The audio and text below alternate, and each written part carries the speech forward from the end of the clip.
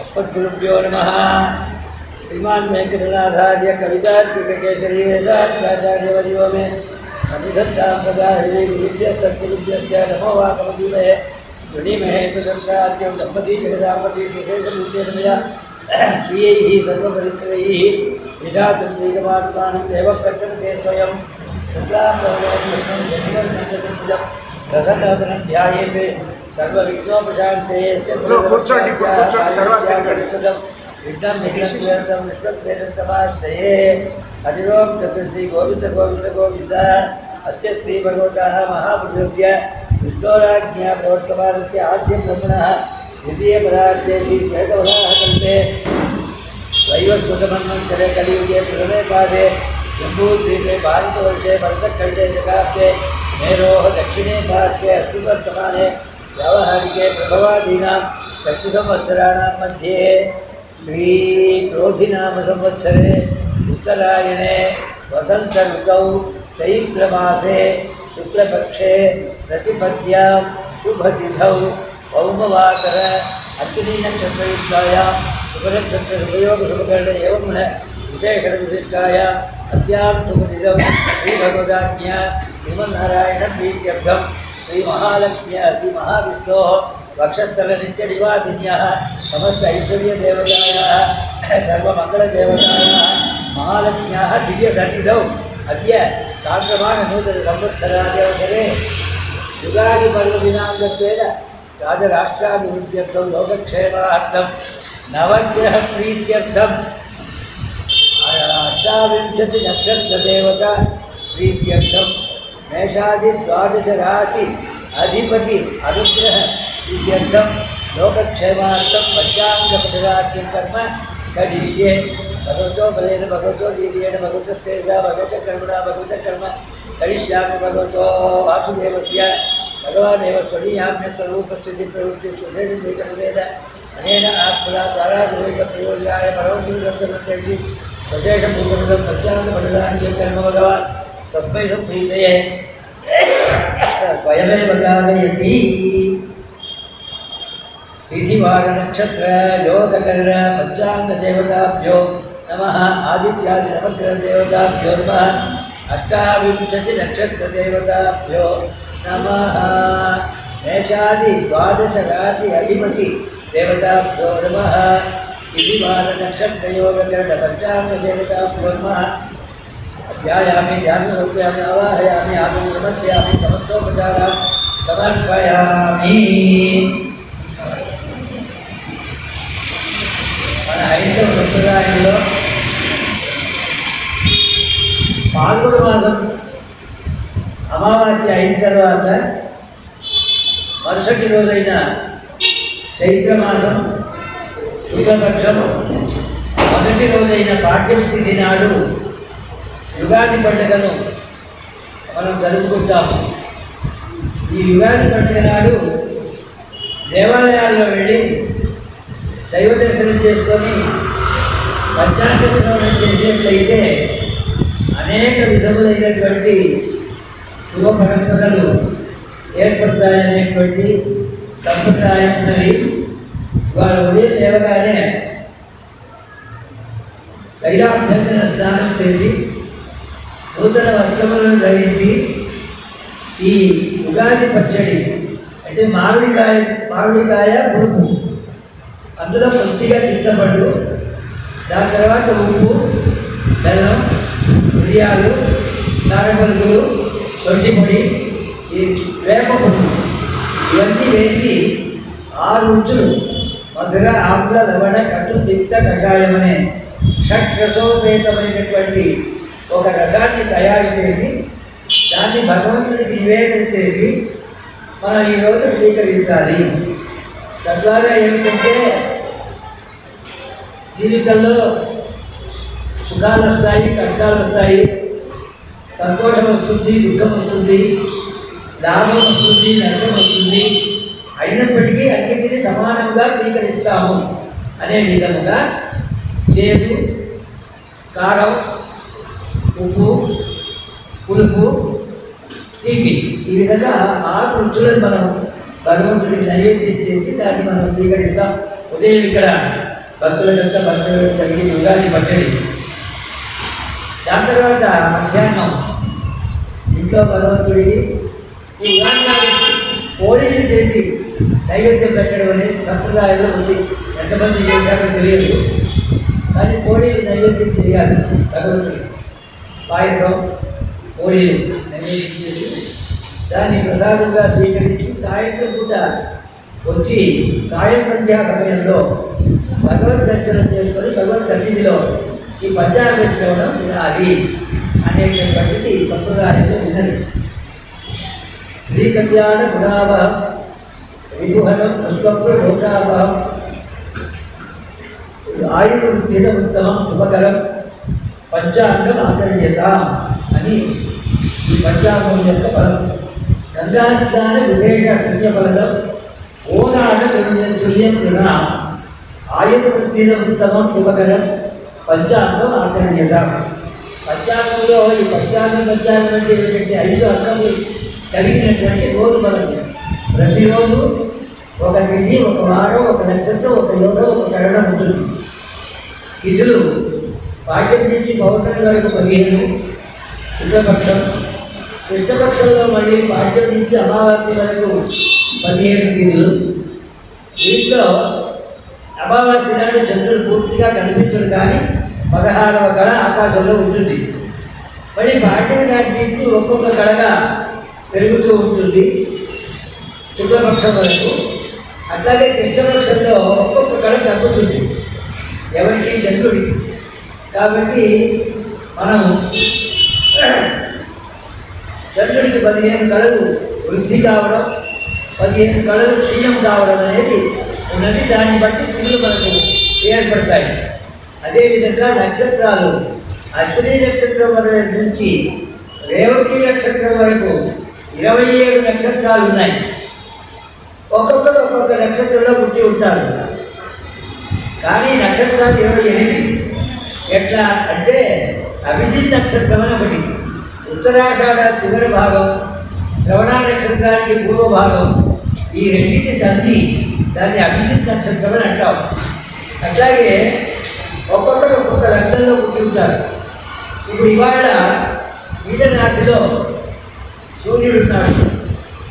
మీనరాశిలో ఉండినటువంటి సూర్యుడు రేపు ఏప్రిల్ 14వ తేదీ 13వ తేదీ రాత్రి 8 గంటలకు మేషరాశికి ప్రవేశిస్తాడు. అది మేష సంక్రమణం. అట్లా ఒక్కొక్క నెల సూర్యుడు ఒక్కొక్క రాశికి ప్రవేశించి ఉంటాడు. ఒక నెల రోజుల పాటు సూర్యుడిని అనుసరించే శుక్రుడు, బుధుడు కూడా ప్రయాణం చేస్తారు, కొంచెం ముందు వెనకలుగా. చంద్రుడు 27 నక్షత్రాల్లో చంద్రుడు ఒక నెలలో 27 నక్షత్రాలు, ఒక నక్షత్రానికి 4 భాగములు అంటే 108. ఆ 108 భాగము దాంట్లో చంద్రుడు 2.5 రోజులు ఒక రాశిలో ఉంటాడు. 108/12 అంటే 9 భాగాలు. అంటే మొదటి నక్షత్రం 4 భాగాలు, రెండవ నక్షత్రం 4 భాగాలు, మూడవ నక్షత్రం 1 భాగం.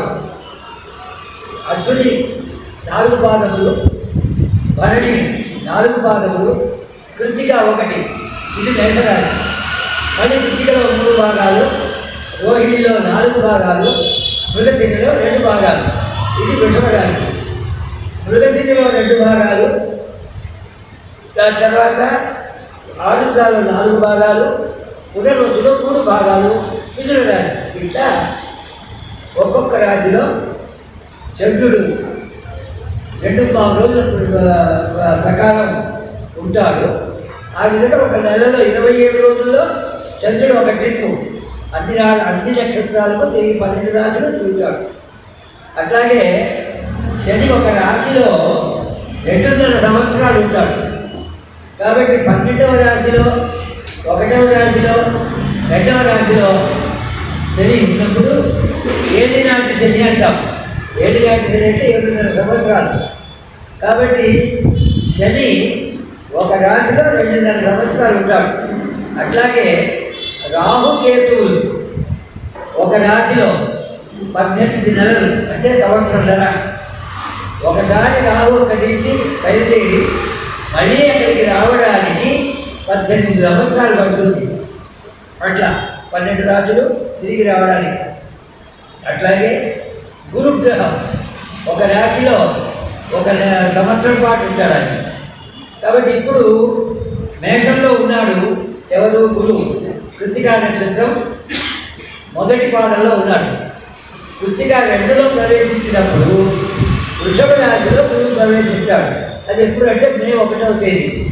కాబట్టి అక్కడి నుంచి పుష్కరాలు ప్రారంభం. గురువు ఒక రాశిలో ఉన్నప్పుడు ఒక నదికి పుష్కరం ఏర్పడుతుంది. అట్లా 12 రాశుల్లో 12 పుష్కరాలు. ఆయా నదులలో పుష్కరాలు ఉన్నప్పుడు ఆయా నదులలో ఆరంభంలో 12 రోజులు కానీ చివరిలో 12 రోజులు కానీ ఆ నదికి వెళ్ళి పుణ్యస్నానం ఆచరించినట్లయితే మనకు పాపాలన్నీ నశిస్తాయి.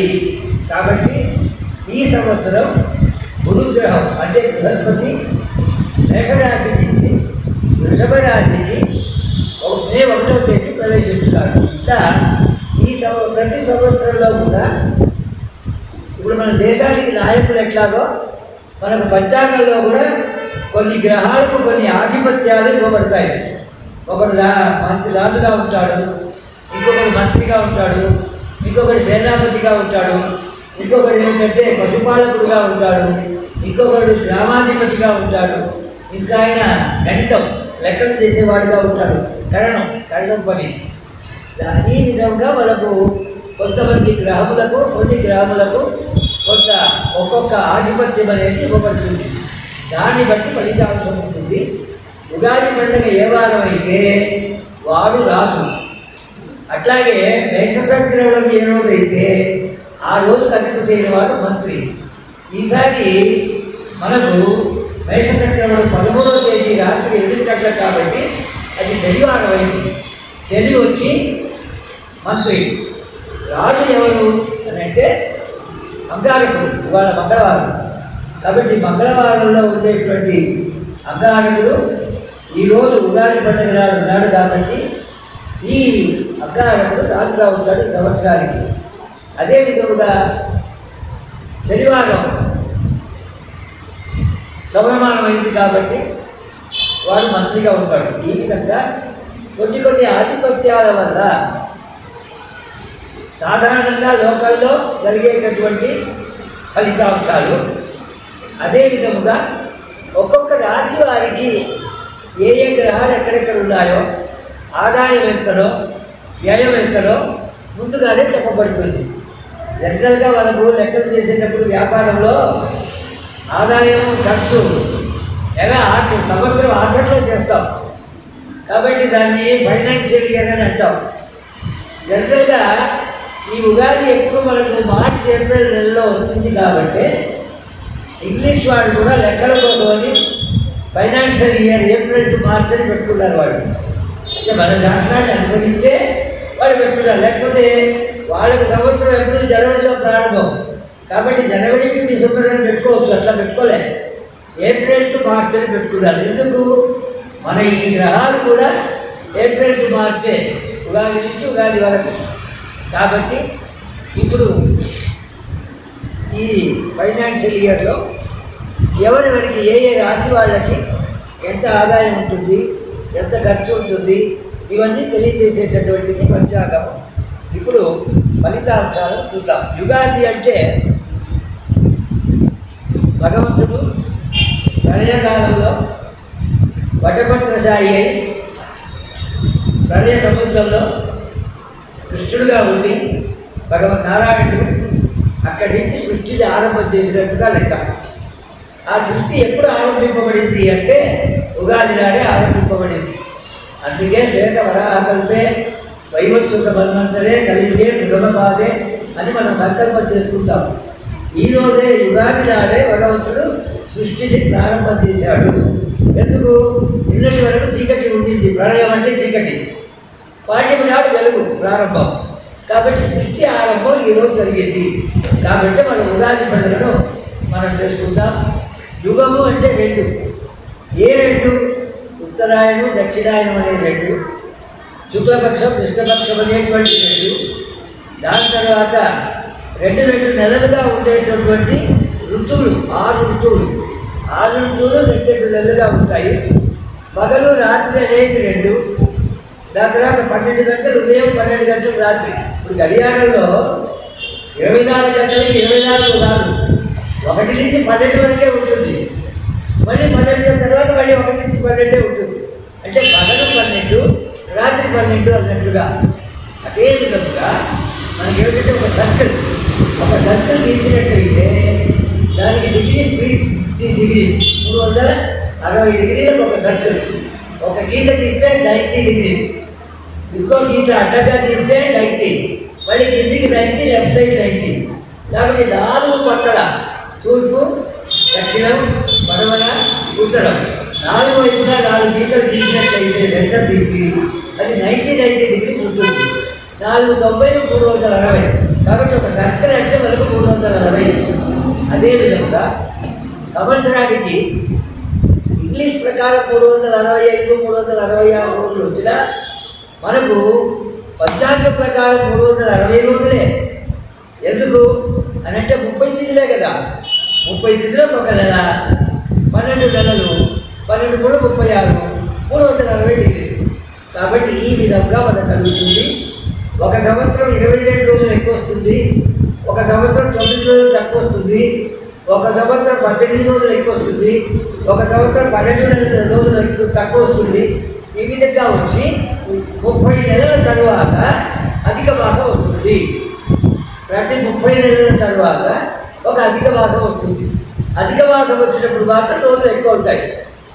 కానీ మామూలుగా ఎట్లా అంటే ఒక సర్కిల్కి డిగ్రీస్ ఎట్లా 360యో మనకు సంవత్సరానికి 360 రోజులు. ఈ 360 రోజుల్లో మనం ఈ యుగం అంటే ఏమిటి? ప్రారంభం అన్నమాట. యుగం అంటే రెండు ప్రారంభింపబడి, అంటే ప్రళయము, ప్రభవం. ప్రళయము, సృష్టి 2 కలిసే ఉన్నాయి. ప్రళయం కాగానే సృష్టి అయిపోగానే మళ్ళీ ప్రళయం, 2 కలిసి ఉన్నాయి. రాత్రి పగలు ఎట్లా కలిసి ఉందో, ఉత్తరాయణ దక్షిణాయనాలు ఎట్లా కలిసి ఉన్నాయో ఈ విధంగా 2 కలిసే ఉన్నాయి. అందుకే మన జీవితాల్లో లాభము, నష్టము, సుఖము, దుఃఖము అన్నీ కలిసే ఉంటాయి. మనం పూర్వజన్మలో చేసినటువంటి కర్మ ఫలముగా ఇప్పుడు నిలుగుబూరు దగ్గర నిలబడ్డాము.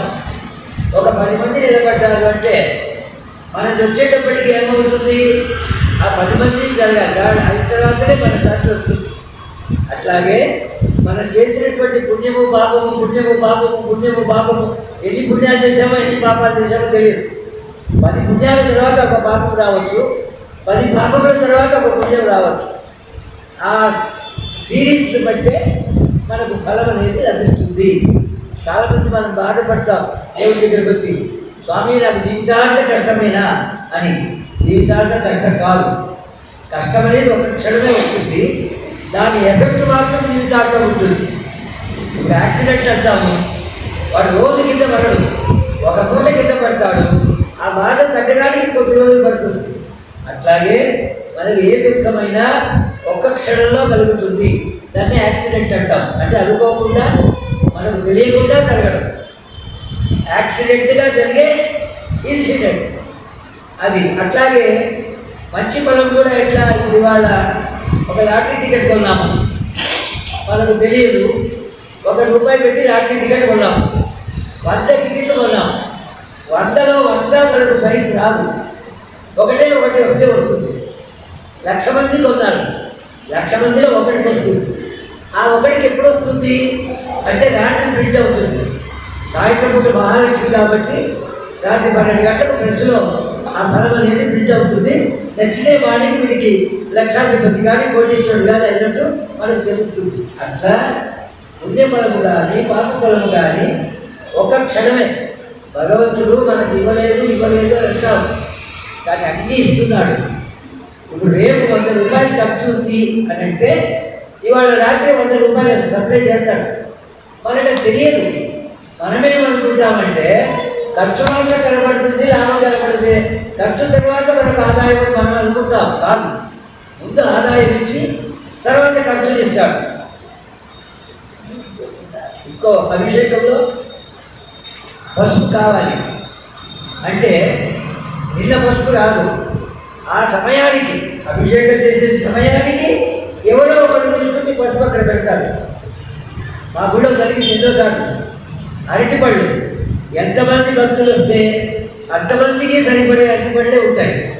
మొదలు ఏముండదు, ఎవరో ఒక డజన్ చేస్తారు, ఇంకో డజన్ చేస్తారు. 20 తెస్తే 20 మంది భక్తులు వస్తారు. 24 తెస్తే 24 మిగలదు, తగలదు. అట్లా జరుగుతుంది. అది విజయరెడ్డి గారికి చాలా తెలుసు అటువంటి అనుభవం. ఎందుకంటే భగవంతుడు మన అనుభవానికి ఏది కావాలనో ముందుగానే ఇస్తాడు. మనకు తెలియదండి, మనం ముందుగానే ఇస్తాడు, ముందుగానే ఖర్చు పెట్టేస్తాం. కానీ ఈరోజు ఇచ్చిన ఆదాయం రేపటి ఖర్చు కొరకు. మనం ఏం చేస్తాము, ఈరోజు ఆదాయం ఈరోజే ఖర్చు పెట్టి రేపు గెలుస్తాం. అట్లా కాదు. కాబట్టి భగవంతుడు ఏ సమయానికి ఏదేది సమ్మె చేయాలో అడవిలో కూర్చున్నా సరే మనకు అనేది రాసిపెట్టి ఉంటే తప్పకుండా మన దాకా వస్తుంది అనేటువంటి నమ్మకం మనకు ఉండాలి. ఇవన్నీ ఎట్లా జరుగుతాయి? పాపపుణ్య బలములు అంటే గ్రహాల ద్వారా భగవంతుడు మనకి ఇస్తాడు. తాను డైరెక్ట్గా ఇవ్వడు, గ్రహముల ద్వారా మనకి ఇప్పిస్తాడు. ఏ గ్రహములు అంటే నవగ్రహములు. దేన్ని బట్టి అంటే మనం పుట్టిన వేళను బట్టి. పుట్టిన వేళ దేన్ని బట్టి ఉంటుంది? మనం చేసినటువంటి పూర్వ కర్మను బట్టి పుట్టిన వేళ కలుగుతుంది.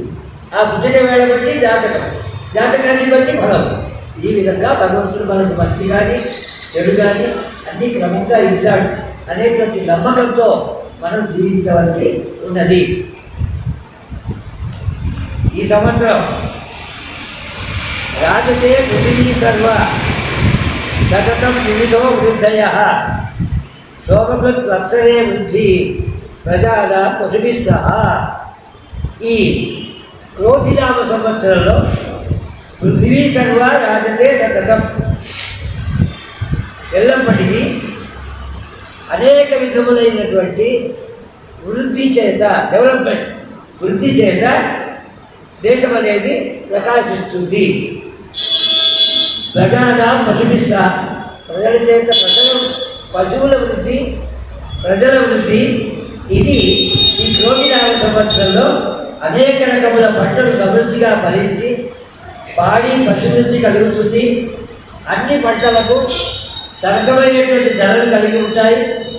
పాలకులు ప్రజలు సుఖ సంతోషాలతో శుభకార్యాలు ఉత్సవాదులు జరుపుకుంటూ ఆనందంగా ఉంటారు క్రోధినామ సంవత్సరంలో.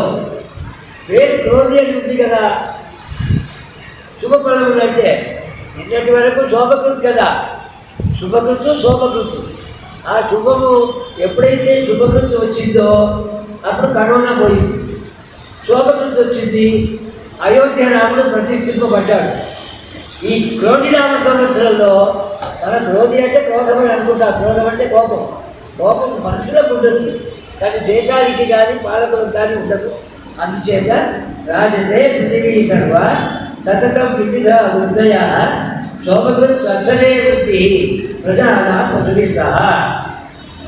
ఈరోజు రాజు ఈ సంవత్సరం అకారకుడు, మంత్రి శని, అర్ఘాధిపతి శని, సేనాధిపతి శని, సస్యాధిపతి కుజుడు, ధాన్యాధిపతి చంద్రుడు, మేఘాధిపతి శని, రసాధిపతి గురు, నీరసాధిపతి కుజుడు, పశుపాలకుడు బలరాముడు, మేఘము తమోనామక మేఘము, గోష్ఠం ప్రాపకుడు. గోష్ఠం అంటే ఆవుల దొడ్డి, దాన్ని రక్షించేవాడు బలభద్రుడు అంటే బలరాముడు. ఎప్పుడు పశువుల గురించి వచ్చినప్పుడు బలరాముడికో కృష్ణుడికోనే వస్తుంది. ఎందుకంటే వాళ్ళే పశువులు పాలించారు కాబట్టి పశుపాలకులు వాళ్ళే. అంటే ద్వాపర యుగంలో కృష్ణుడు కానీ బలరాముడు కానీ ఆవుల వెంబడే తిరిగాడు కాబట్టి పశుపాలకుడు కానీ దాని తర్వాత పశువుల యొక్క గోష్ఠాన్ని సంరక్షణ చేసేది కానీ బలరాముడు కానీ కృష్ణుడు కానీ. ఈ సంవత్సరం బలరాముడికి ఆ అధికారం వచ్చింది. మరి కృష్ణుడికి ఏమయ్యా వచ్చిందంటే ఊళ్ళో కూర్చొని నైవేద్యం తినడమే వచ్చింది. రాజు కుజుడి యొక్క బలం.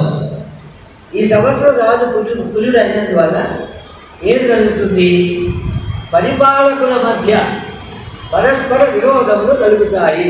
క్రోధినామ సంవత్సరం. వాడిని చూస్తే వీడికి నచ్చదు, వీడిని చూస్తే వాడికి నచ్చదు.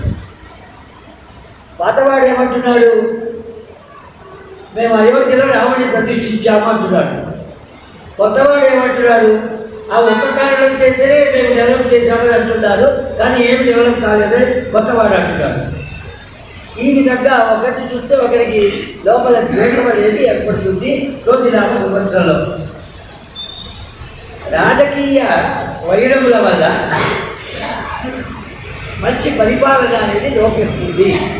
వాడు కొనుక్కోవడానికే అయిపోతుంది సంవత్సరం, 5 సంవత్సరాలు అట్లే అయిపోతుంది.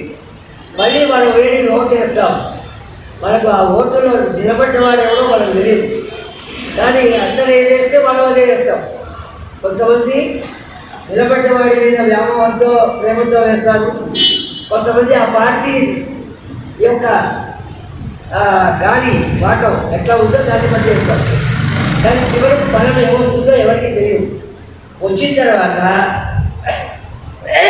ఎప్పుడు ప్రజలు ఏమనుకుంటారంటే కొత్త ప్రభుత్వం అంటే పాత ప్రభుత్వమే మేలని అనుకుంటాం.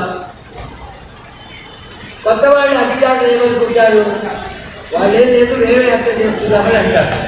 ఈ విధంగా దాని తర్వాత అధికారప్పుడు కనుక ఆధిపత్యం వహిస్తే ఏం కలుగుతుంది, అగ్ని భయం కలుగుతుంది, ఫైర్ యాక్సిడెంట్స్ చాలా కలుగుతాయి. కాబట్టి అమ్మలంతా ఇంట్లో వంట చేసేటప్పుడు జాగ్రత్తగా చేయండి. వంట అయిపోయిన దాని తర్వాత సాధ్యమైనంత వరకు కాటన్ బట్టలే కట్టుకోండి. ఈ సిఫాట్ బట్టలన్నీ కట్టుకోవద్దు, వెంటనే అంటుకునేటట్టు ఉంటాయి. దాని తర్వాత పొయ్యికి దూరంగా ఉండండి. వంట అయిపోగానే గ్యాస్ సిలిండర్ ఆఫ్ చేసేయండి. మళ్ళీ ఎప్పుడు అవసరమో అప్పుడు పెట్టుకోండి. అట్లా చేస్తుండండి. రాత్రి పూట తప్పకుండా గ్యాస్ సిలిండర్ ఆఫ్ చేయాలి, మళ్ళీ పొద్దున్నే ఆన్ చేసుకోవాలి. ఆ విధంగా అగ్నికి దూరంగా ఉండాలి. ఈ సంవత్సరం అగ్ని భయం చాలా ఉంది. దాని తర్వాత చోర భయం, ఎందుకంటే శని మంత్రి అయ్యాడు కాబట్టి చోర భయం ఎక్కువగా ఉంటుంది, దొంగల భయం. కాబట్టి అంత 1 గ్రామ్ గోల్డే వేసుకొని ఉడికి రండి. మేలిమి బంగారం ఉంటే నా దగ్గర చేసి భద్రగా పెట్టుకుంటాను. దాని తర్వాత ఈ సంవత్సరం విచిత్రమైనటువంటి రోగాలు వ్యాపించేటటువంటి అవకాశం ఉంది. కాబట్టి మనం వాతావరణానికి దూరంగా, రెండవది సాధ్యమైనంత వరకు మనకు పొల్యూషన్, ఫుడ్ పొల్యూషన్ కానీ వాటర్ పొల్యూషన్ కానీ కలుగుతుంది. నీళ్లను వేడి చేసి చల్లార్చి తాగండి, చల్ల నీళ్ళు అట్లాగే పట్టుకొని తాగొద్దు. దాని తర్వాత మా దగ్గర అక్వాగార్డ్ ఉంది, ఏ గార్డు ఉన్నా ఈ నీళ్లను అక్వాగార్డు కట్టుకుని దాంట్లో కెమికల్ కలుపుతారు, కొంచెం చేదుగా అనిపిస్తుంది, దాంట్లో క్లోరీలో నీళ్ళలో కలుపుతారు వాసన కొరకని. అట్లా కాకుండా మనకు కొళాయి నీళ్ళల్లో వేడి చేసుకొని చల్లార్చుకొని తాగండి. దాని తర్వాత సాధ్యమైనంత వరకు ఇంట్లో భోజనమే భోజనం చేయండి. బయట నుంచి తెప్పించుకోవడం, ర్యాపిడ్లో తెప్పించుకోవడం, ఊబర్లో తెప్పించుకోవడం, జుమేకలు టమాటాలు అన్నీ తినొద్దండి. వివిధమైనటువంటి విచిత్ర రోగాలు వచ్చేటువంటి అవకాశం ఉంటుంది. మజ్జిగన్నం తిన్నా సరే ఇంట్లో ఆహారం మంచిగా ఉంటుంది, ఆహారం పవిత్రంగా ఉంటుంది, దాని తర్వాత శుభ్రంగా ఉంటుంది. కాబట్టి ఇంటి ఆహారమే హైజీనిక్గా ఉంటుంది, కాబట్టి స్వీకరించండి. దాని తర్వాత దొంగల భయం ఎక్కువగా ఉంది, విచిత్ర రోగాలు కలుగుతాయి. ప్రజలంతా భయప్రాంతులై ఉంటారు, అంటే తెలియని వాళ్ళు ఉంటారు. మీకు మేము చెప్పాము కాబట్టి మీరు అందరూ జాగ్రత్తగా ఉంటారు, ఏం పర్వాలేదు. దాని తర్వాత పంటలు కొంత భాగం ఆశించిన మేరకు కలగదు. రెండవది రాజు మనకు అగ్గానికుడు అయ్యాడు కాబట్టి ఎర్ర భూమి, ఎర్రటి భూమిలో పంటలు బాగా పండుతాయి. ఎర్ర కందులు, ఎర్ర బెబ్బర్లు, బ్రౌన్ కలర్ ఎర్ర శనగలు అవి బాగా పండుతాయి. దాని తర్వాత అధిక భాగం గాలి వల్ల కానీ, గాలివాన వల్ల కానీ, ఈదురు గాలి వల్ల కానీ, అధిక వాన వల్ల కానీ పంటలు కొంత నశించేటటువంటి అవకాశం ఉంటుంది. ప్రజల్లో భయం ఉంటుంది. ఎవరికి భయం ఉంటుంది? మహాలక్ష్మి గుడికి రాని వాళ్లకు భయం ఉంటుంది. మహాలక్ష్మి గుడికి రోజు వచ్చి దర్శనం చేసే వాళ్ళకు ఏ భయం లేదు. ఎందుకంటే విష్ణు సహస్రనామంలో భయం భయనాశన, భగవంతుడు భయాన్ని కలుగజేస్తాడు. ఎందుకు? భగవంతుడి పైన మనకు నమ్మకం ఏర్పడడానికి, భగవంతుడి పైన మనకు భక్తి ఏర్పడడానికి వస్తే మనకు ఆపదలు ఇస్తాడు. దాని తర్వాత మహాభారతం అంతా అయిపోయిన తర్వాత కృష్ణుడు కుంతీదేవి దగ్గరికి వెళ్ళి వాడి పాపం కట్టబడ్డారు అరణ్యంలో. మహాభారత యుద్ధం అంతా అయిపోయింది. అయిన తర్వాత అత్త నీకేమన్నా కోరిక ఉందా చెప్పు అని అడిగాడు. నీ ధర్మరాజులు రాజుగా చేశాను, కౌరవులంతా నాశనం చేయించాను దగ్గర నుండి, ఇంకేమైనా కోరికలు ఉన్నాయా అంటే అవి అంటుంది, నాయన నువ్వు ఉన్నావు కాబట్టి మాకంత మంచి కలిగింది. నిన్ను తలుచుకోవాలంటే మాకు జ్ఞాపకం రావాలంటే మాకెప్పుడు కష్టాలనే కలిగించు అని అడుగుతున్నారు. కాబట్టి మనకు భయం కానీ కష్టము కానీ భగవంతుడు ఎందుకు ఇస్తాడు అంటే భగవంతుడి దగ్గరికి వెళ్ళి మన కష్టాన్ని చెప్పుకొని భక్తితో ప్రార్థన చేయడానికి కొరకు ఒక అవకాశం ఇస్తాడు. అట్లా మనం మనస్ఫూర్తిగా ప్రార్థించిన తర్వాత ఆ భయం అనేది పోతుంది. భయం వచ్చేది ఒక్క నిమిషమే, కానీ దాని ఎఫెక్ట్ మాత్రం రోజు రోజు ఉంటుంది. కానీ మొదటి క్షణం ఉన్న భయం రెండో రోజు ఉండదు, తగ్గిపోతుంది. అట్లాగే దుఃఖం కూడా అంతే. ఎవరైనా మరణిస్తే ఆ మరణించిన సమయంలో దుఃఖం ఉంటుంది, రెండవ రోజు తగ్గుతుంది, మూడవ రోజు తగ్గుతుంది, 12 రోజులు అయ్యేటప్పటికీ వైకుంఠ సమారాధన చేసేటప్పటికీ ఇక్కడ చుట్టాలు అక్కడ వెళ్ళిపోతారు. మన లోకం మనది కాబట్టి మళ్ళీ నార్మల్ లైఫ్ అనేది స్టార్ట్ అవుతుంది. కాబట్టి ఏ భయం కానీ ఏది కానీ మనకు కొంతకాలమే ఉంటుంది. సంతోషం కూడా అంతే, ఎక్కువసేపు ఉండదు. ఈ క్షణంలో మనకు లాభం వచ్చింది అంటే సంతోషమే, కానీ మరో క్షణంలో ఆ సంతోషం అట్లాగే ఉండదు, తగ్గుతుంది. కాబట్టి ఈ భయము, సుఖము, దుఃఖము, సంతోషము, భయము ఇవన్నీ ఎటువంటివి అంటే రాత్రి పగలు లాంటివి. దాని తర్వాత చక్రవర్తి పరివర్తంతే దుఃఖానిచ సుఖానిచ, దుఃఖస్యానంతరం సుఖం, సుఖస్యానంతరం దుఃఖం, చక్రవర్తి పరివర్తంతే దుఃఖానిచ సుఖానిచ. ఎవరికి కానీ దుఃఖమైనా సుఖమైనా ఒక చక్రం వలె, చక్రంలో కింది భాగం ఇట్లా రౌండ్గా తిరిగితే పైకి వస్తుంది, మళ్ళీ పై భాగం కిందికి వెళ్తుంది. అట్లా దుఃఖము కానీ సుఖము కానీ ఒకదాని వెంట ఒకటి చక్రం వల్ల తిరుగుతూనే ఉంటుంది. మంత్రి శనేశ్వరుడు అయినందువల్ల సూర్యపుత్రుడు శనేశ్వరుడు మంత్రి కావడం వల్ల ఈ సంవత్సరం అల్ప వర్షములు కురుస్తాయి. మొన్నటిదాకా ఎండలు దంచింది, ఇప్పుడు కూడా ఎండలే. ఎప్పుడు ఏప్రిల్లో ఇంత ఎండ ఉండదు. ఏప్రిల్ చివరిలో మే స్టార్టింగ్లో ఉండేటువంటి ఎండ ఇప్పుడే ఉన్నది. అంటే ఎండ ఎక్కువ ఉంటే వాన ఎక్కువ పడుతుంది, అది ఎక్కడో పడుతుంది. మేము ప్రతి సంవత్సరం చూస్తాము. మృగశిర ప్రవేశం నాడు ఆ కొడాకు కొంచెం చూస్తాను. చూస్తే మనకేం కనబడుతుంది అంటే బోయిపల్లి వైపు, కుకుట్పల్లి వైపు మేఘాలు కనబడతాయి. ఇక్కడ కూర్చొని వరుణ వరుణ అంటాం, 2 చిలుకలు పడుతుంది. మల్కాజ్గిరిలో ఈసీఐలో వాన పడుతుంది, నాగారం, నాగోలు అక్కడ వాన పడుతుంది, కానీ మారేడుపల్లిలో పడదు. ఎందుకు పడదు అంటే మన భక్తి 365 రోజులు క్రమంగా ఉండాలి, అప్పుడు ఇక్కడ వాన పడుతుంది. అట్లా ఈ వాన కూడా ఏమిటంటే చక్రవాన, చక్రవర్గం అంటే గాలి వాటాన్ని బట్టి వాన పడుతుంది. అందుకే ఆచార్య ఏం చెప్పిందంటే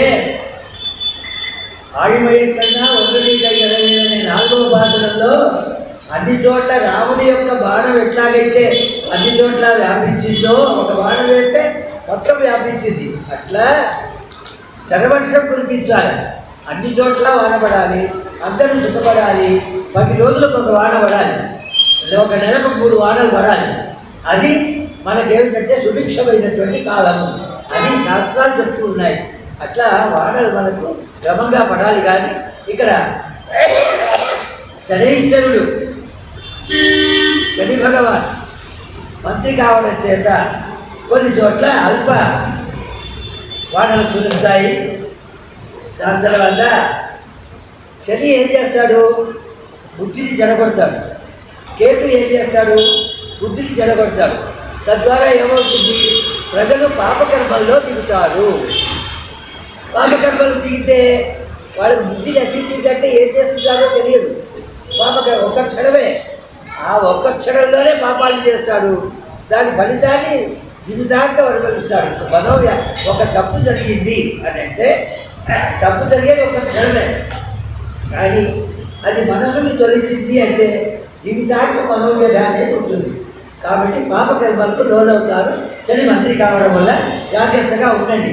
ఏదైనా మీకు ఆలోచన వచ్చినప్పటికీ ఒక క్షణం ఆలోచించండి, అది పుణ్యకర్మనా లేక పాపకర్మనా, చేయొచ్చునా చేయకూడదా. భగవంతుడు మనకు జ్ఞానాన్ని ఇచ్చాడు. ఆ జ్ఞానం వల్ల మనకు ప్లానింగ్ ఇంప్లిమెంటేషన్ అనేటువంటి వృత్తిని ఇచ్చాడు భగవంతుడు. కాబట్టి ఏదైనా సరే ఇది చేద్దాం, చేస్తే లాభమా నష్టమా, మంచిదా చెడ, మంచి అయితే చేయాలి, చెడ అయితే మానేయాలి, అట్లా ఆలోచించి చేయాలి. కాబట్టి ప్రతి వాడు జాగ్రత్తగా ఉండండి. దాని తర్వాత అర్ఘాధిపతి శని కావడం వల్ల ఈ సంవత్సరం నల్లటి ధాన్యాలపైన అంటే నువ్వులు, మినుములు, ఉలువలు వంటి ధాన్యాలు బాగా పండుతాయి. నల్లని పువ్వుల్లో పంటలు మాత్రం బాగా పండుతాయట. దాని తర్వాత మేఘాధిపతి శని యొక్క బలం ఏంటంటే శనీశ్వరుడు మేఘాధిపతి అయినందువల్ల ఖడ్డం నుంచి కలిగి ఉంటుంది. ఖడ్డం అంటే భాగం, కట్టకట్టాలంటే ముక్కలు ముక్కలు చేయడం. కాబట్టి ముక్కలు ముక్కలుగా వాడబడుతుంది. అంటే అన్ని చోట్ల పడకుండా అక్కడ కొంత, ఇక్కడ కొంత, ఇక్కడ కొంత, అల్వాల్లో కొంత, మల్కాజ్గిరిలో కొంత, కూకుట్పల్లిలో కొంత, విద్యానగర్లో కొంత, చార్మినార్లో కొంత వాడబడుతుంది. మారేడుపల్లిలో పడాలంటే మనం రోజు గుడికి రావాలి. ఖడ్డం నుంచి కలుగుతుంది. దాని తర్వాత పంటలు మధ్యమంగా పండుతాయి. అంటే ఒక గ్రహం వల్ల బాగా పండుతుందని అంటాం, ఇంకో గ్రహం వల్ల పంటలు నాశమవుతాయని అంటాం, ఇంకో గ్రహం వల్ల మధ్యమంగా అంటాం. దాన్నంతా యావరేజ్గా తీసుకోవాలి. ఒక సబ్జెక్ట్లో 90 మార్క్స్, ఇంకో సబ్జెక్ట్లో 40 మార్క్స్ అంటే, ఇంకో సబ్జెక్ట్లో 60 అంటే, ఇంకో సబ్జెక్ట్లో 40 అంటే, మొత్తం కలుపుకుంటే అన్ని సబ్జెక్టులకు యావరేజ్ తీసుకోవాలి. అట్లా ఒక్కొక్క గ్రహం వల్ల కలిగేటటువంటి ఫలంలో మనం యావరేజ్గా తీసుకున్నట్లయితే ఈ సంవత్సరం వల్ల యావరేజ్గా కలుగుతుంది. దాని తర్వాత సస్యాధిపతి కుజుడు, అకారకుడు సస్యములకు అధిపతి అయినందువల్ల సూర్యుడికి కలిగి ఎర్రటి భూములు ఫలిస్తాయి. శనగలు మొదలైన ధాన్యము పూర్ణంగా ఫలిస్తాయి. సేనాధిపతి శని, శని సేనాధిపతిగా ఉండటం వల్ల ఈ సంవత్సరం పాలకులు కొంత అధర్మపరులై రక్షణ శాఖ వంటి దేశ సంరక్షణ విభాగాల సౌకర్యం లభించదట. అంటే రక్షణ శాఖ, ఆ శాఖ యొక్క సౌకర్యం ప్రజలకు అందదు. అంటే వాళ్ళు రక్షించలేరు. ప్రజలు కూడా పాపకర్మలు ఆచరించడం వలన పరస్పర అన్యోన్యతలో లోపం ఏర్పడుతుంది. దాని తర్వాత ద్వేషభావంతో ఒకరినొకరు చూస్తే ద్వేషం కలిగే విధంగా జరుగుతుంది. రసాధిపతి గురువు అయినందువల్ల ఈ సంవత్సరం సస్యానుకూల వర్షములు కురిసి పంటలు బాగా పండి అన్ని రకాలైనటువంటి వృక్షములు బలవంతమవుతాయి. ప్రజలు ఆరోగ్యంతో సుభిక్షంతో క్షేమంగా ఉంటారు. ధాన్యాధిపతి చంద్రుడైనందువల్ల ఈ సంవత్సరం వర్షములు బాగా కురుస్తాయి, ఆవులు బాగా పాలనిస్తాయి. దాని తర్వాత క్షీరాభివృద్ధి కలుగుతుంది. ప్రజలకు రోగము కలగదు, రోగరహితులై దేశం పశు సమృద్ధి వల్ల సుభిక్షంగా ఉంటారు. నీరసాధిపతి బుధుడి యొక్క బలము, ఈ నీరసాధిపతి అంటే రసం లేనటువంటి వస్తువులు, కస్తూరి, రాగి, రక్తచందనం, పగడం, బంగారం, కుంకుమ, అగరు వంటి వస్తువులు సమృద్ధిగా పండుతాయి. నీరసాధిపతి బుధుడి యొక్క బలం. పశుపాలకులు ఎవరు అంటే శ్రీకృష్ణుడు, బలవంతుడు, ఇతడు. దీనివల్ల ఏం కలుగుతుందంటే పశునాయకత్వం ఇద్దరు వహించడం వల్ల అన్ని ప్రాంతములలో సస్యవృద్ధి కలిగి సుభిక్ష కలిగి గోవులు బాగా సంరక్షింపబడతాయి. దాని తర్వాత గోత్రం పాలకులు బలరాముడైనందువల్ల బలవంతుడంతా పశువులకు బయటకు ఇచ్చేవాడు కూడా బలవంతుడే అయిన వర్షాలు సమృద్ధిగా కలిసి గోవులు సమృద్ధిగా పాలనిస్తాయి. ఈ విధంగా కలుగుతుంది. ఈ సంవత్సరం ఏ గ్రహణాలు లేవు. నిన్న అమెరికాలో గ్రహణం కలిగింది, మన దేశంలో లేదు. కాబట్టి ఈ సంవత్సరంలో మళ్ళీ వచ్చే ఉగాది వరకు కొత్త పక్షాలను చదివేంత వరకు ఈ సంవత్సరంలో సూర్యగ్రహణం కానీ చంద్రగ్రహణం కానీ లేదు. ఇప్పుడు గ్రహణం వస్తే మాకు సంతోషం, ఎందుకంటే సగం పూట తిరిగి ఉండదు. మాకు ఆ గ్రహణ సమయంలోనే ఆ పేరు నీవు దొరుకుతుంది. కానీ గ్రహణం అయిన తర్వాత డబల్ పని ఉంటుంది. దేవాలయం శుద్ధి చేసుకోవాలి, దాని తర్వాత విగ్రహాలంతా పుణ్యావసరం చేయాలి, దాని తర్వాత ఆరాధన చేయాలి. మొదటి రోజు తీర్థం మర్నాడు ఇవ్వడానికి లేదు. మొదటి రోజు గ్రహణం అప్పుడు తర్పణ చేసుకోవాలి, ఆకలితో ఉండాలి, మంచినీళ్ళు కూడా తాగకూడదు. ఇవన్నీ కష్టాలు ఉంటాయి. కానీ ఈ సంవత్సరం ఏ కష్టాలు లేవు, ఎందుకంటే గ్రహణాలు లేవు కాబట్టి. దాని తర్వాత పుష్కర నిర్ణయం ఈ సంవత్సరం 1వ తేదీ మే 1 నుంచి 12 రోజుల పాటు దేవగుడు అయినటువంటి బృహస్పతి కృతికా నక్షత్రం వృషభ రాశిలో పగలు 1:01 ప్రవేశించడం చేత మనకు రేవా నదికి పుష్కరం. నార్త్ ఇండియాలో రేవా నది ఉంది. సత్యనారాయణ వ్రతం చేసుకున్నప్పుడు కాటపురాణే రేవా కంటే రమా సహిత సత్యనారాయణ స్వామి వ్రతనిచ్చే అంటాం. కాబట్టి ఆ రేవా కట్టం అనేది ఉంది. అక్కడ గుజరాత్లో లక్నోలో ఎక్కడో ఉంది, చూడండి. గూగుల్లో చూస్తే కనబడుతుంది. ఆ నదిలో స్నానం చేయాలి. నర్మదా నది, రేవా నది అంతా నార్త్ ఇండియాలో ఉన్నాయి. కాబట్టి ఆ సమయంలో ఆ 12 రోజులు మే 1 నుంచి మే 12 లోపల కానీ చివరిలో కానీ 12 రోజుల పాటు దానికి పుష్కరంలో ఫలం ఉంటుంది. కాబట్టి అక్కడ ఆ పుష్కరం అంటే ఏమిటి, ఆ పర్టికులర్ నదిలో అన్ని నదుల యొక్క తీర్థములు కలుగుతాయి. ఇప్పుడు ఎట్లాగైతే తిరుమలలో పుష్కరిణిలో అన్ని నదుల యొక్క తీర్థాలు కలుస్తాయో అదే పుష్కరం పుష్కరిణి. కాబట్టి దేవ పుష్కరిణిలో స్నానం చేస్తే అన్ని నదుల్లో స్నానం చేసే ఫలం. అట్లాగే పుష్కరం అంటే 12 రోజులు 12 సంవత్సరాలకు ఒకసారి మళ్ళీ దేవాలయానికి వస్తుంది. అట్లా ఒక్కొక్క సంవత్సరం ఒక్కొక్క నదికి వస్తుంది.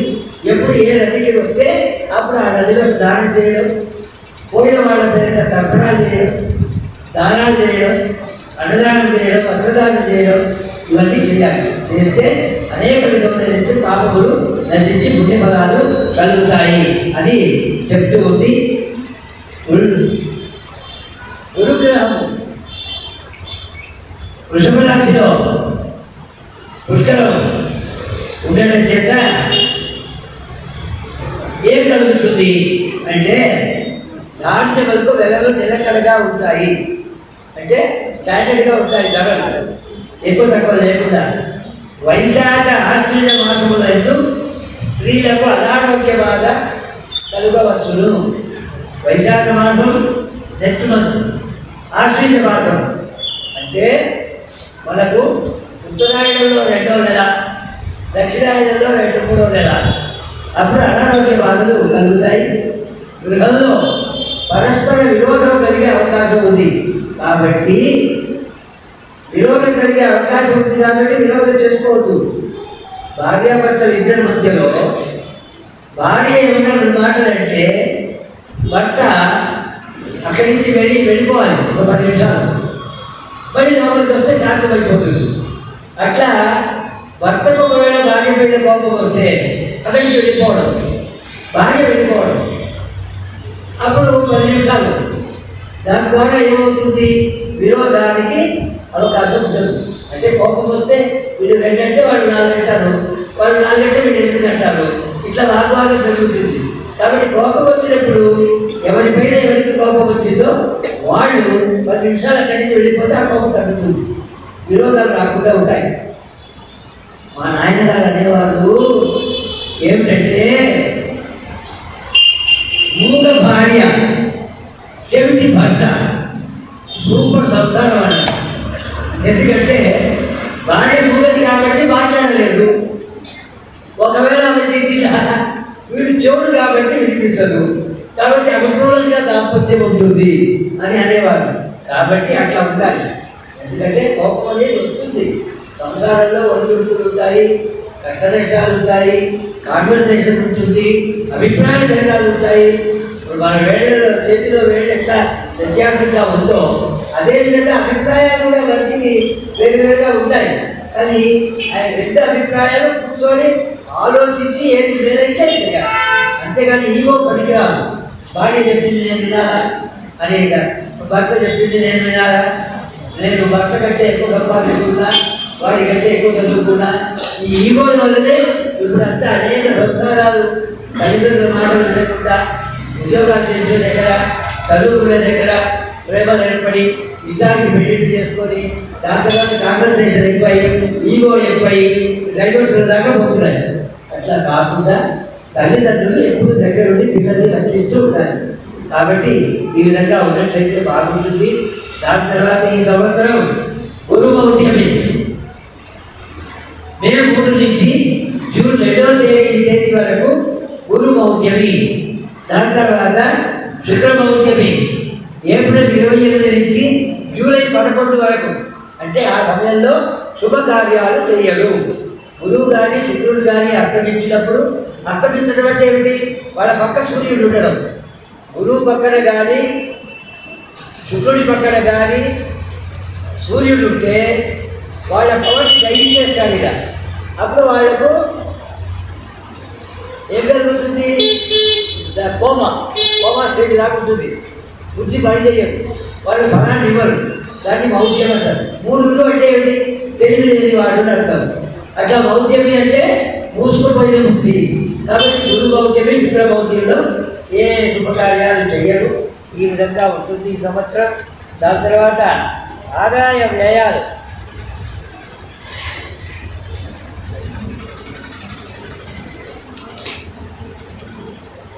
ఇప్పుడు లెక్కలు చెప్తారు, ఆదాయ వ్యయాలు.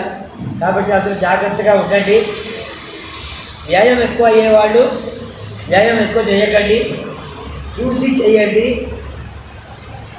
16 లక్షల నెక్లెస్ కావాలి అని అంటే 4 లక్షలే మన దగ్గర ఉంటే ఒకటి ప్రాణం తీసి 12 లక్షలు అప్పు చేయమని, ఇప్పుడే వెళ్ళి తీసుకురమ్మని, ఆ నగలు వేసుకొని ఒకరోజు అందరికీ చూపించి మళ్ళీ బీరోలో పెట్టి ఒకరిని అప్పుల పాలు చేసి ఈ విధంగా చేయకండి. కాబట్టి అంటే ఆచి చూచి మనం వ్యవహారం చేయాలి. ఎందుకంటే మనకు ఆదాయ వ్యయాలను బట్టే మన యొక్క బలం ఉంటుంది. దాని తర్వాత మేషరాశికి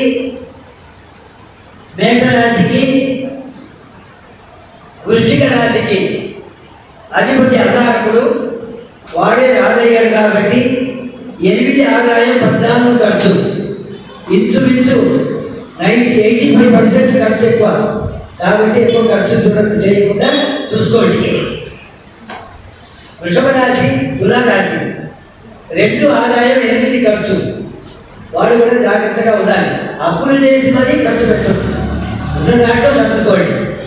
దాని తర్వాత మిథున రాశి వాడు 5 ఆదాయం 5 ఖర్చు. వాళ్ళకి బ్యాంక్ బ్యాలెన్స్ ఏమి ఉండదు. ఇవాళ 5 రూపాయలు వస్తే రేపటి కావాలి ఫుడ్ స్టాకింగ్.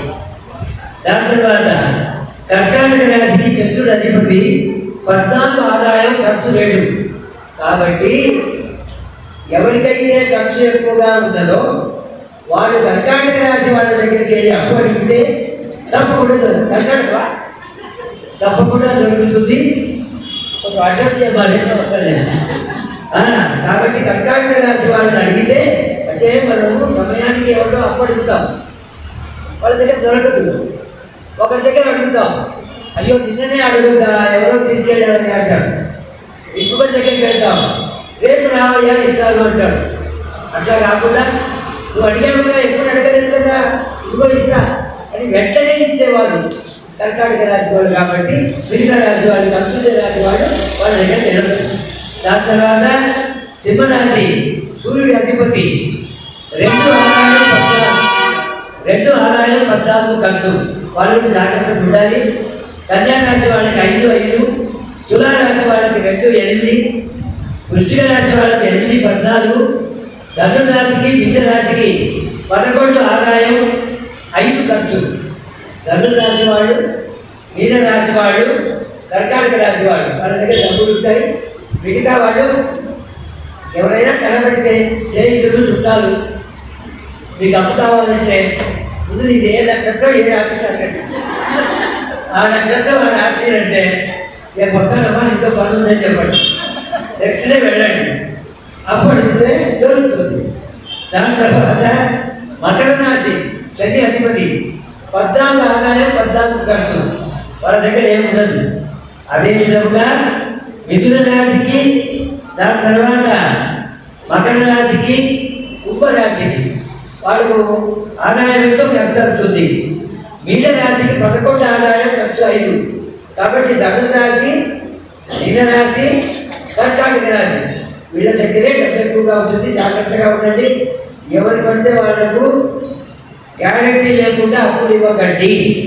అంటే ఆదాయం ఉంది అప్పుడు అడగాలి కూడా కాదు, ఏదైనా నోట్ రాసుకొని ఇవ్వాలి, ఒక సాక్షి పెట్టుకొని ఇవ్వాలి. రేపు పొద్దున ఇవ్వలేదంటే ఎవరు సాక్షి? కాబట్టి ఏమార్చే అవకాశం ఉంటుంది. కాబట్టి డబ్బుల వ్యవహారం దగ్గర ఆచి చూచి జాగ్రత్తగా ఇంకో వ్యక్తి అంటే వాళ్లకు మనకు మధ్యవర్తిగా వాళ్ళ గుడుగు మన గుడుగు తెలిసిన వాళ్ళు ఏదైనా ఉంటే వాళ్ళని మధ్యలో పెట్టుకొని లోన్ రాసుకొని అప్పు ఇవ్వండి. టైంలో కూడా ఇవ్వమని అడగండి. ఇవ్వకపోతే కోర్టుకి ఎక్కువద్దండి.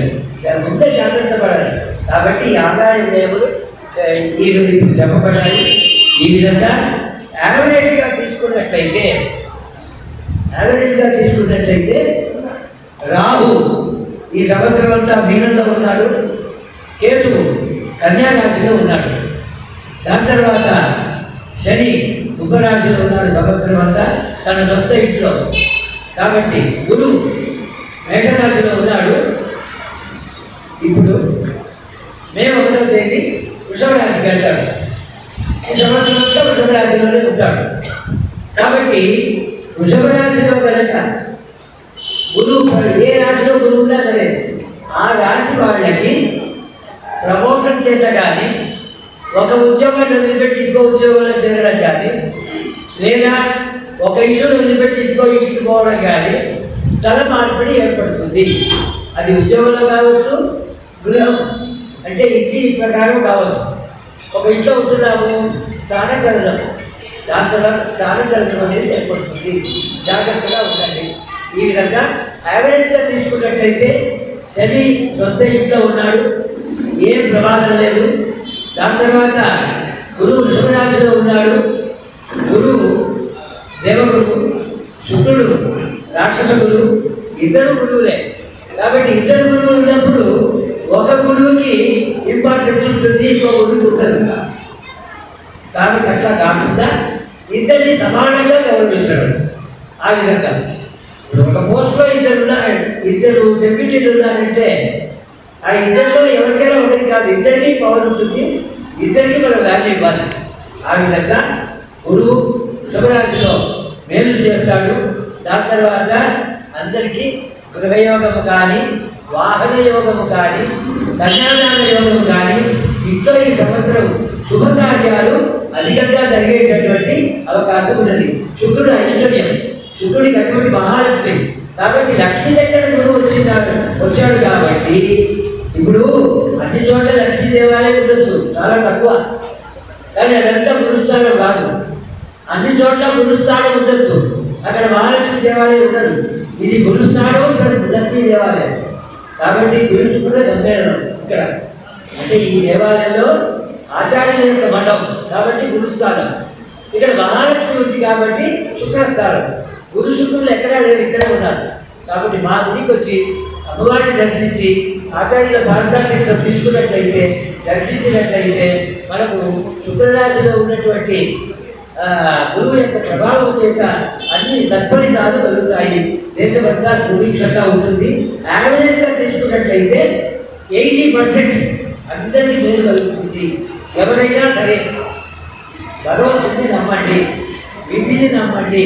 విధి అంటే ధర్మం, విధి అంటే తలరాత, విధి అంటే బ్రహ్మ. కాబట్టి బ్రహ్మ రాసినటువంటి తలరాత చెడుగా రాసిన దాన్ని మాన్పించి మంచిగా చేసే అవకాశం ఎవరికి ఉంది అంటే హయగ్రీవ స్వామికి ఉంది. ఆ హయగ్రీవ స్వామి బ్రహ్మకు జ్ఞానాన్ని ప్రసాదించేటువంటి వాడు.